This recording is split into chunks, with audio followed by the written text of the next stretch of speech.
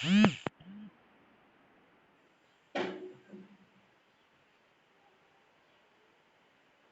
friend, good morning. Good morning all of you. Welcome to my YouTube channel.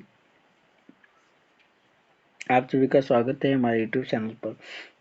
जैसे कि screen पर दिख रहा है कि आज हम मुगल साम्राज्य के बारे में अध्ययन करेंगे।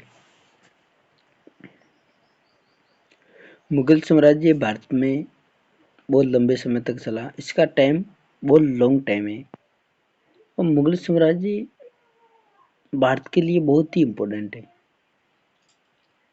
और मुगल साम्राज्य का समय 1526 से लगाकर 1857 तक है, लेकिन मुख्य समय है वो है 1707 में जब औरंगजेब की मृत्यु हो जाती है। तो पीछे वाले जो शासक होते हैं वो बड़े ही कमजोर होते हैं, वो शासन सही ढंग से नहीं चला पाते। आज हम मुगल साम्राज्य के बारे में विस्तार पूर्वक अध्ययन करेंगे। देखो, ये मुगल साम्राज्य आप चाहे यूपीएससी की, पीसीएस, आरएस, टीचर की, किसी भी कम्पिटिटिव एग्जाम की प्रतियोगिता परीक्षा की तैयारी कर रहे हैं तो सबके लिए ये बहुत ही इम्पोर्टेंट है। अगर आपके सिलेबस में मुगल काल है तो ये मुगल काल बहुत ही इम्पोर्टेंट है। आज हम बिना कुछ देरी किए मुगल काल को स्टार्ट करते हैं। आपका पुनः स्वागत है हमारे यूट्यूब चैनल पर। अभी तक आपने अगर हमारा चैनल सब्सक्राइब नहीं किया है तो सब्सक्राइब कर लें, वीडियो को और लोगों तक पहुँचाएं। देखो, हम बिना कुछ देरी किए शुरू करते हैं मुगल साम्राज्य को। देखो, मुगल साम्राज्य का जो संस्थापक है वो बाबर हैं, लेकिन वास्तविक संस्थापक अकबर को माना जाता है। पहले हम विस्तार पढ़ेंगे मुगल साम्राज्य का। देखो, मुगल साम्राज्य का जो विस्तार है वो पश्चिम में सिंधु घाटी से उत्तर पश्चिम में अफगानिस्तान, उत्तर में कश्मीर, पूर्व में असम, वर्तमान बांग्लादेश तक तथा दक्षिणी भारत में दक्कन के पठार तक फैला हुआ था। जब मुगल काल अपने चरम सीमा पे था तब पूरे भारतीय उपमहाद्वीप पर अधिकार किया। मुगल काल को दो भागों में विभाजित किया जा सकता है। प्रारंभिक जो मुगल काल था 1526 से 1707 तक था, और उत्तर मुगल काल 1707 में 1857 जब अंतिम मुगल सम्राट बहादुर शाह जफर को नेपाल रंगून भेज दिया अंग्रेजों ने। भारत में जो मुगल काल का संस्थापक है वो बाबर है। अपने अपने पिता की ओर से तैमूर वंश, अपने माँ के संबंध में संगीत खान से संबंधित। बाबर के पिता फरगना उज्बेकिस्तान के शासक थे, लेकिन जल्द ही उन्होंने अपना राज्य खो दिया। काबुल पर उज्बेक हमले और राणा सांगा व दौलत खान लोदी के आक्रमण के निमंत्रण से बाबर भारत की ओर बढ़ा। मुगल साम्राज्य काबुल, गजनवी, देखो जैसे कि ये मैप में दिख रहा है, बहुत ही विस्तार था। अयोध्या, दोआब, बिहार, बंगाल, उड़ीसा। 1707 में तो जो साउथ का एरिया था वही मुगल साम्राज्य के अंडर में आ गया था। और अगर बात करें हम म्यांमार साइड, तो बाबर के अफगानी राजवंश में मुगल विस्तार भी हो गया था। अफगानी राज था, वहाँ भी मुगल विस्तार हो गया था। 1600 में मुगल विस्तार नेपाल तक पहुँच चुका था। मुगल का बहुत बड़ा विस्तार था। और अगर मुगलों की वंशावली की बात करें कौन कौन से, अगर बाबर के पिता थे उमर शाह मिर्जा, तैमूर वंश से थे। और बाबर के बाद हुमायूं, हुमायूं के बाद अकबर, अकबर के बाद जहांगीर, जहांगीर के बाद शाहजहां, शाहजहां के बाद औरंगजेब। अगर इसको हम सही याद करें तो बादशाह, एक मिनट मैं ट्रिक बताता हूँ आपको। BSA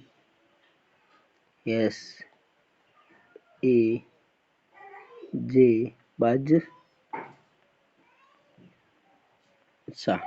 देखो, बाबर, हुमायूं, अकबर, जहांगीर,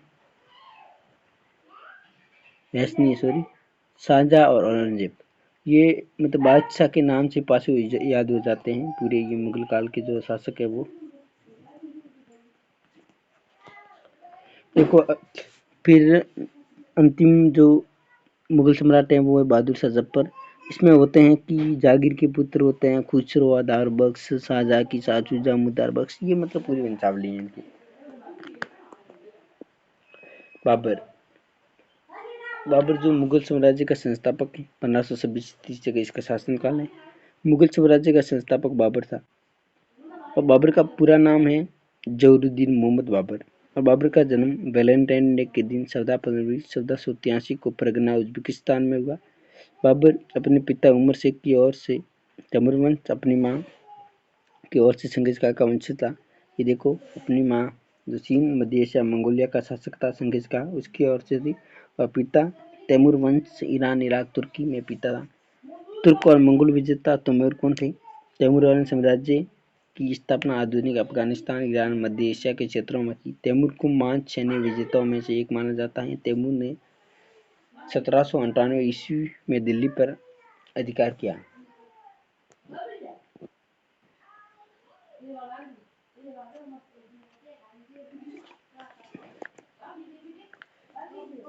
बाबर ने 1504 में काबुल और गजनी पर विजय प्राप्त की और 1511 में समरकंद पर कब्जा किया। बाबर ने 1519 से 100 के बीच बेरा, सिलियाकोट पर आक्रमण किया।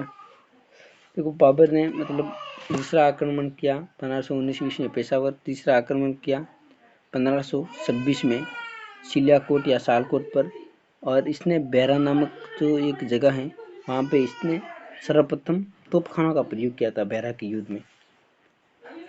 और 1526 में पानीपत की लड़ाई में इब्राहिम, दिल्ली का सुल्तान इब्राहिम लोदी को पराजित किया, मुगल साम्राज्य की स्थापना की।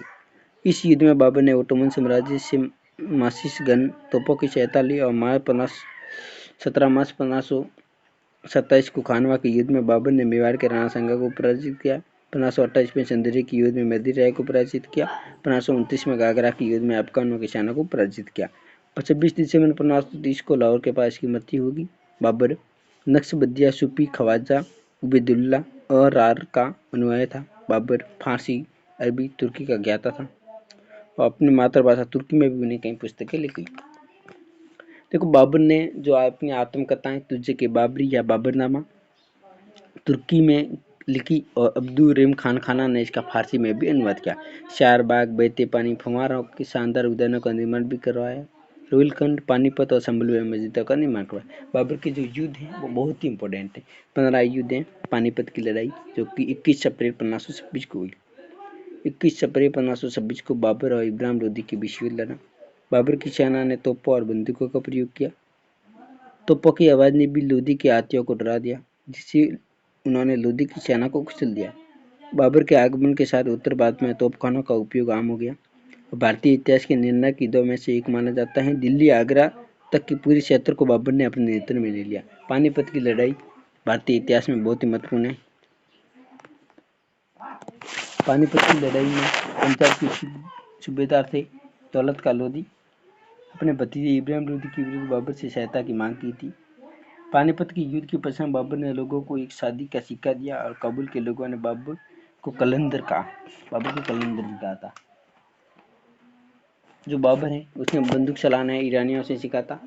बाबर ने तेज गति से घोड़े की घुड़सवारी जातीय तुर्कों से सीखी थी।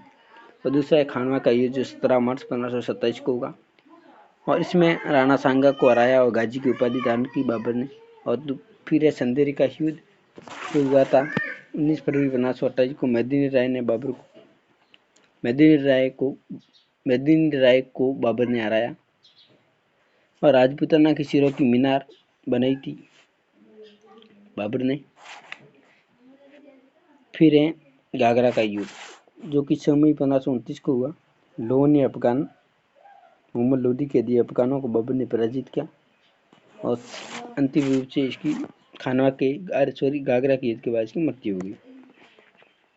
बाबर की मृत्यु 26 दिसंबर 1530 को हुई, जिसको आगरा के नूर आजम या आराबाग में दफनाया गया। लेकिन इसका जो मन था वो उसने बोला था मृत्यु के समय कि मुझे काबुल में दफनाना था, तो इसकी इस इच्छा के अनुसार इसको काबुल में दफनाया गया।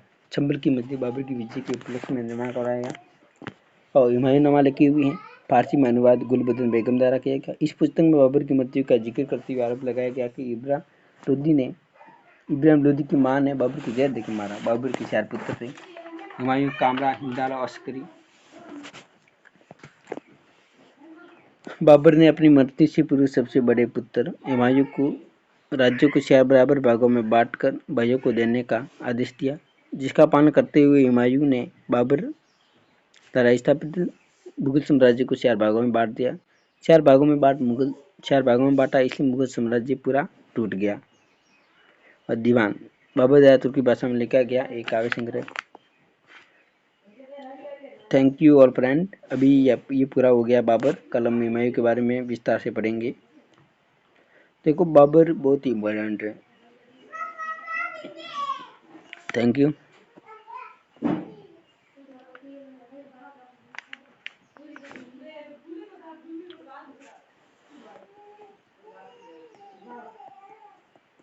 आपको हमारे जो टेलीग्राम चैनल है यूपीएससी विद महेंद्र राठौड़, वहाँ पे आपको ये पीडीएफ मिल जाएगी, आपको अगर चाहिए तो।